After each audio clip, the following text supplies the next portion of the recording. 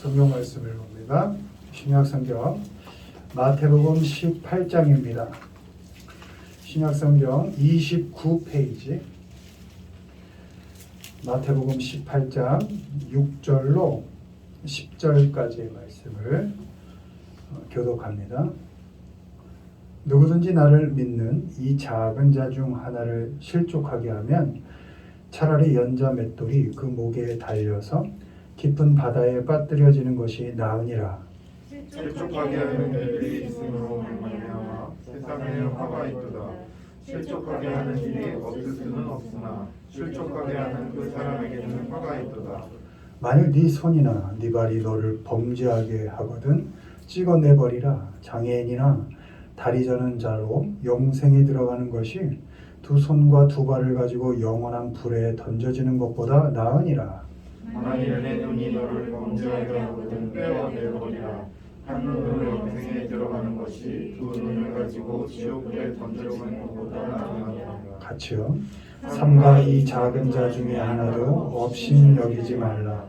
너희에게 말하노니 그들의 천사들이 하늘에 계신 내 아버지의 얼굴을 항상 배웁니라.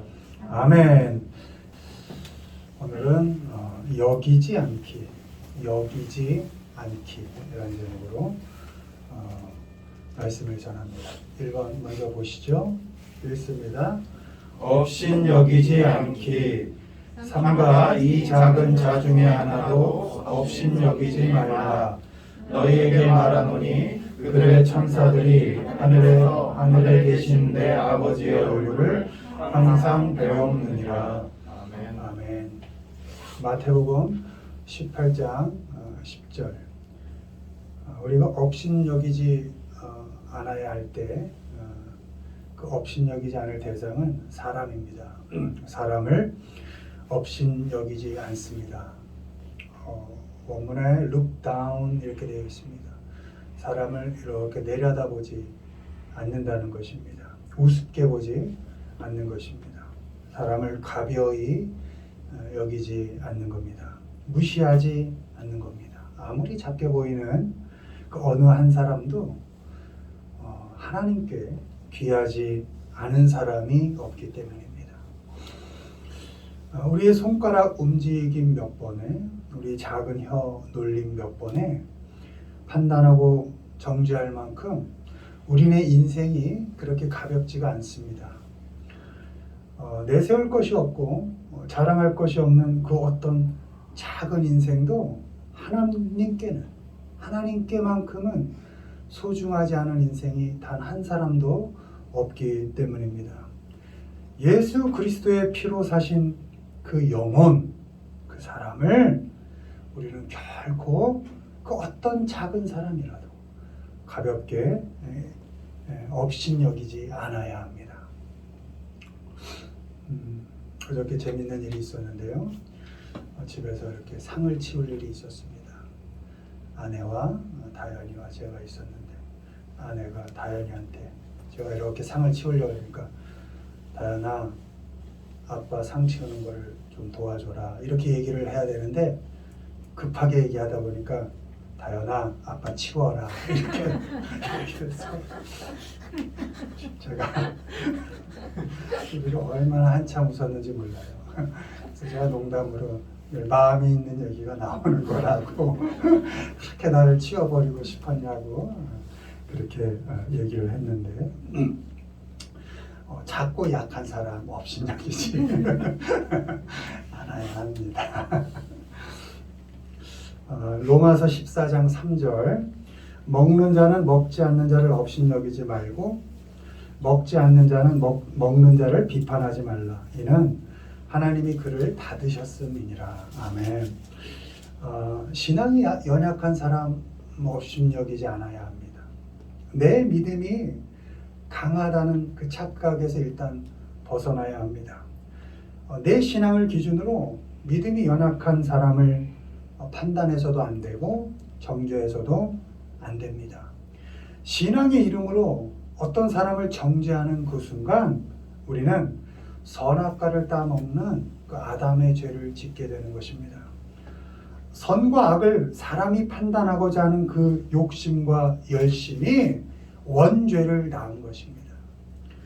선과 악을 판단하고 정죄하는 것은 오직 한 분 하나님만이 하실 수 있는 일입니다. 죄로 가득한 우리는 할 수도 없고 해서는 안 되는 일입니다. 그러니 우리의 신앙의 이름으로, 내 믿음의 이름으로 누군가를 판단하고 정죄하고 업신여겨서는 안 된다는 것입니다. 갈라디아서 4장 14절, 너희를 시험하는 것이 내 육체에 있으되 이것을 너희가 업신여기지도 아니하며 버리지도 아니하고 오직 나를 하나님의 천사와 같이 또는 그리스도 예수와 같이 영접하였도다. 시험하는 것이 내 육체에 있을 때 바울에게 어떤 병이 있었다는 것입니다. 병들고 몸이 약한 사람을 업신여기지 않아야 한다는 것입니다. 예수님을 영접하듯이 약한 사람도 영접을 해 주어야 합니다. 생로병사라고 하죠. 인생은 다 늙고 병들고 죽습니다. 어쩌면 늙기 전에 병들어 죽기도 하고 사고로 죽기도 합니다. 태어나서 죽기까지의 그 과정을, 살아가는 인생을 쓸모 있음과 건강함으로 판단해서 이용하고 쓸모가 없어지면 버리는, 그렇게 업신여기는 인생을 살아서는 안 됩니다. 어느 단계, 어느 과정 속에 있든지, 건강하든지 약하든지 그 사람 그대로를 소중히 여기고 업신여기지 않아야 합니다. 바라기는 우리가 볼 때 작은 사람, 또 연약한 사람, 또 병든 사람, 그 모든 사람, 쓸모없어 보이는 것 같은 그런 사람까지도 그 모든 사람을 소중히 받아들여서 업신여기지 않는 우리 모두가 되기를 주님의 이름으로 축원을 드립니다. 두 번째 보시죠. 읽습니다. 끝난 것으로 여기지 않기. 형제들아, 나는 아직 내가 잡은 줄로 여기지 아니하고 오직 한 일, 즉 뒤에 있는 것을 잊어버리고 앞에 있는 것을 잡으려고. 아멘. 끝난 것으로 여기지 않는다. 무엇을요? 사명을요. 하나님께서 내게 주신 일을요. 인생을요. 그걸 끝난 것으로 여기지 않는 것입니다. 능력에 벅차고 힘들어 지치고 돌에 걸려 넘어지고 쓰러져도 그 자리에서 멈추거나 끝내지 않는 겁니다. 하나님께서 끝내실 때까진 끝내지 않는 겁니다. 어떤 형편, 어떤 조건 속에서도 우리의 인생이, 우리에게 주어진 사명이 끝났구나 이렇게 여기지 않는다는 것입니다. 그리고 지나간 것은 잊어버리는 겁니다. 주어진 시간 열심히 살지 못했던 그 아쉬움, 그것도 잊어버리는 겁니다. 지치고 쓰러지고 넘어진 기억들, 그것도 잊어버리는 겁니다. 지난 세월을 후회하는데 오늘의 시간을 다 허비하지 않습니다. 어제를 후회하느라 흘려보낸 오늘을 내일 또 후회하게 될 것이기 때문입니다. 뒤로 지나간 것들을 그대로 잘 흘려보냅니다. 맞고 서 있으면 역류하고 녹물이 나옵니다. 여러분 생각 역류시키지 마십시오. 역류시키는 순간 더러운 물 나오게 되는 것입니다. 흘려보낼 수 있어야 합니다. 잊어버릴 수 있어야 합니다. 그리고 오늘 내게 주어진 일을 열심히 해나가는 겁니다. 본문처럼 잡으려고, 내게 주어진 그 일을 잡으려고 달려가는 것입니다. 14절, 빌립보서 3장 14절입니다. 표대를 향하여 그리스도 예수 안에서 하나님이 위에서 부르신 부름의 상을 위하여 달려가노라. 아멘. 표대를 향해서 하나님의 부르신 부름의 상을 위해서 앞으로 달려가는 겁니다. 우리 인생의 끝에 하나님께서 상을 들고 서 계십니다. 우리가 겪고 견디며 달려간 그 인생의 끝에 결국 하나님께서 상을 주실 것입니다. 상을 받는 그날까지, 끝날 때까지 끝난 것으로 여기지 않고 주어진 삶을 묵묵히 살아내야 합니다. 형편이 이게 뭔가, 조건이 이게 뭔가, 믿는다고 하는데 왜 맨날 삶은 거기서 거긴가 할 때 후회하지 않고 놓지 않고 그래도 표대를 보며 하나님을 보며 달려가는 겁니다. 주저앉지 않는 겁니다. 좁은 문으로 들어가기 위해서 살을 깎아야 할 때가 있을 것이고, 마지막 남은 자존심마저도 버려야 할 때가 있을 것입니다. 쉴 틈 없이 심장이 터질 때까지 달려야 할 때가 있을 것이고, 부족한 내 자신이 너무 부끄럽고 주어진 조건과 형편이 두렵고 아플 때가 있을 것입니다. 그러나 그때 하나님만을 바라보는 것입니다. 표대를 바라보고 상을 들고 계신 그 하나님을 바라보는 것입니다.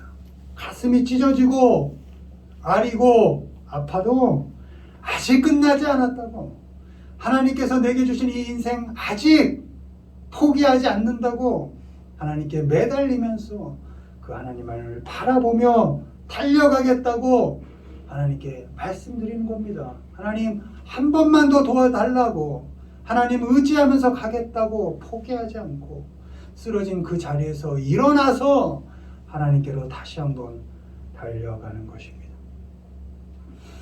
우리에게 맡겨진 사명, 사명이 뭐라 그랬어요? 내게 맡겨진 일상인 겁니다. 인생인 겁니다. 그 인생 끝난 것으로 여기지 않고 하나님의 그 부르심의 상을 향해서 뒤의 것은 보내버리고 잊어버리고 끝까지 하나님께로 달려가시는 우리 모두가 되기를 주님의 이름으로 축원을 드립니다. 마지막으로 읽습니다.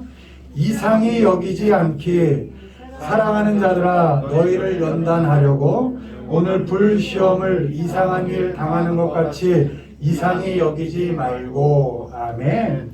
베드로전서 4장 12절 말씀입니다. 무엇을 이상히 여기지 않느냐? 하나님께로 달려가는 그 인생을 살 때 닥치는 고난, 그 어려움, 그 힘듦, 그것을 이상히 여기지 않는다는 것입니다. 고난 올 때, 고난 당할 때, 어려움 올 때 두려워하지 않는 겁니다. 놀라지 않는 겁니다. 우리의 인생에 단 하루도 쉬운 날이 없고 그냥 지나가는 날이 없다는 것을 알기 때문에 우리 믿는 자는 하나님 앞으로 달려가는 인생을 살 때 그 어려움과 고통을 이상하게 여기지 않습니다. 기대와 실망을 반복하며 후회와 고통 속에 살지만 인생의 뜻대로 되지 않는다는 것을 알기 때문에 두려워하지 않습니다.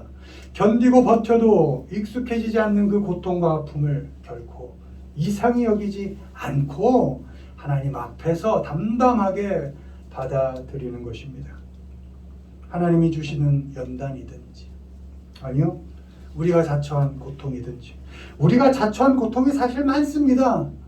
잘못된 선택으로 인해서, 잘못된 만남으로 인해서 그 고통을 우리가 자처한 것이 많겠죠. 그러나 하나님이 주시든 연단이든 내가 자처한 고통이든지 간에 하나님은 그 모든 과정과 시험을 통해서 결국 우리를 훈련하시고 자라게 하시고 결국은 선한 열매를 맺게 하실 것을 믿기 때문에 우리는 그 고통을 결코 이상히 여기지 않고 담담하게 받아들일 수 있습니다. 요한일서 3장 13절, 형제들아 세상이 너희를 미워하여도 이상히 여기지 말라. 아멘. 세상은 우리를 미워할 것입니다.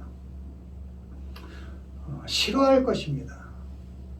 세상은 계속 공포로 우리를 떨게 할 것입니다. 믿는 자를 괴롭힐 것입니다. 위협하고 협박할 것입니다.